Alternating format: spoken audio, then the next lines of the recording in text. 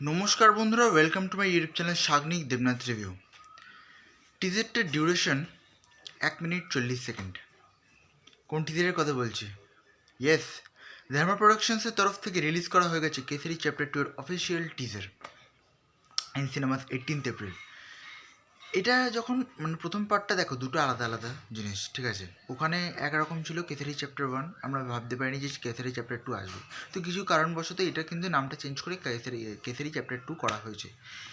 এই মুভিতে আরও কাস্ট রয়েছে, আর মাধবন, অনন্যা পাণ্ডে কেন নিল আমি জানি না, কিন্তু টিজারটা যেভাবে শুরু হয়, যে ওয়ার্নিং দিয়ে দেওয়া হয় যে এমন কিছু কিছু ভিজুয়ালস আছে যেগুলো দেখানো সম্ভব নয়, পেছনে ভয়েস চালানো হচ্ছে, ঠিক আছে?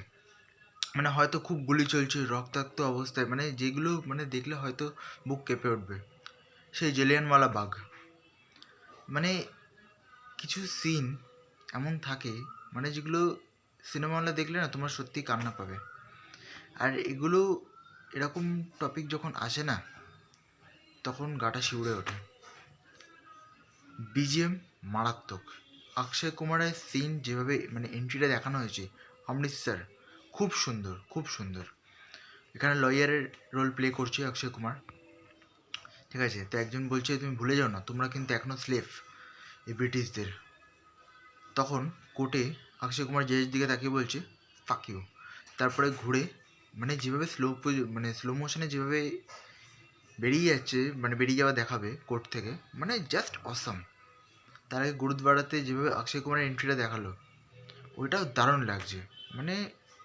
একটাই কথা বলছে, টিজার অনুযায়ী বেস্ট আমার কাছে এখনও পর্যন্ত। 2025টা কিন্তু অক্ষয় কুমারের জন্য একটা ভালো ইয়ার একটা হতে চলেছে, কেন কি যেই কন্টেন্টগুলো আসছে, প্রথমে স্কাইফোর্স আমরা দেখে নিলাম, এবার পালা হচ্ছে এই সিনেমাটা কেসারি চ্যাপ্টার 2 যার প্রোডাকশন আনছে। তো দেখার বিষয় যে কেমন হয়, কিন্তু টিজার লেভেলে কিন্তু আমার এটা ব্যাপক লেগেছে। তো আজকের মতো এই পর্যন্তই, আবার দেখা পরের ভিডিওতে। তখন ভালো থাকুন, সুস্থ তখন থ্যাংক ইউ।